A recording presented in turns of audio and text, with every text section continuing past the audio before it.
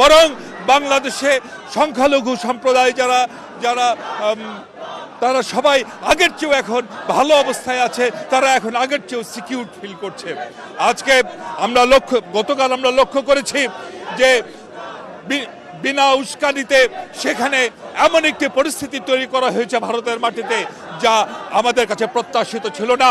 আমরা লক্ষ্য করেছি যে সেখানে আমাদের হাই কমিশনে হামলা করা হয়েছে, যা অত্যন্ত দুঃখজনক।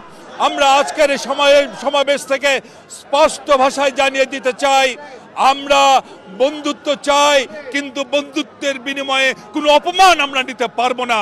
আমরা স্পষ্ট ভাষায় জানিয়ে দিতে চাই, আমাদের ভদ্রতা, আমাদের সহনশীলতাকে কেউ যেন দুর্বলতা না ভাবে। আমরা লড়াই করতে জানি, প্রয়োজনে দেশের প্রতিটি মানুষ তার স্বাধীনতা সার্বভৌমত্বের জন্য লড়াই করবে, তবুও কোনো বিদেশি অপশক্তির কোনো আঙ্গুলি হেলে এ দেশ আর কোনো দিন পরিচালিত হবে না।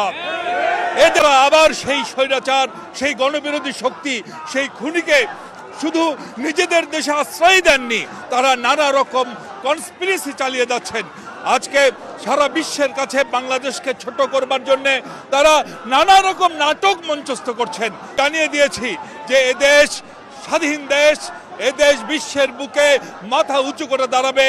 কেউ এদেশকে যেন তার ডাম্পিং গ্রাউন্ড হিসেবে ব্যবহার করতে না পারে, তা আমরা স্পষ্ট ভাষায় জানিয়ে দিয়েছি। আমরা লক্ষ্য করছি বিগত স্বৈরাচার যাদের হাতের পুতুল ছিল, তা আমরা স্বাধীন দেশ, আমাদের কোনো দেশ আঙ্গুলি হেলে এই দেশ আর কখনোই পরিচালিত হবে না।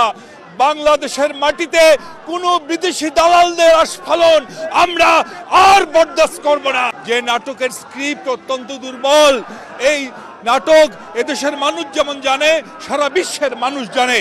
ভয়েস অব আমেরিকার একটি প্রতিবেদনে যা প্রকাশিত হয়েছে, বাংলাদেশে সাম্প্রদায়িক সম্প্রীতি বিনষ্ট করার নামে যে সমস্ত নাটক মঞ্চস্থ করা হচ্ছে তার আদৌ কোনো সত্যতা নাই।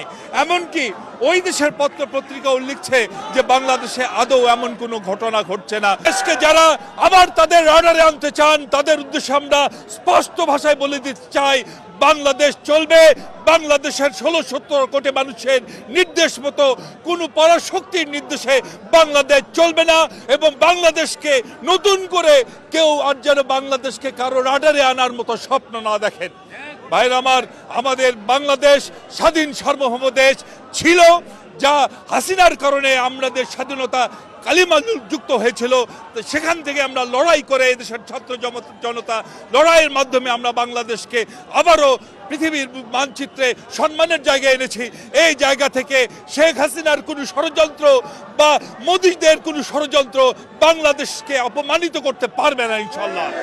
এদেশের মানুষ স্বাধীনতার জন্য রক্ত দিয়েছে, তাদের সম্মান রাখার জন্য প্রয়োজনে বারবার রক্ত দেবে, তবুও বাংলাদেশ আর পৃথিবীর বুকে নিজের মান সম্মানকে খোয়াবে না ইনশাল্লাহ।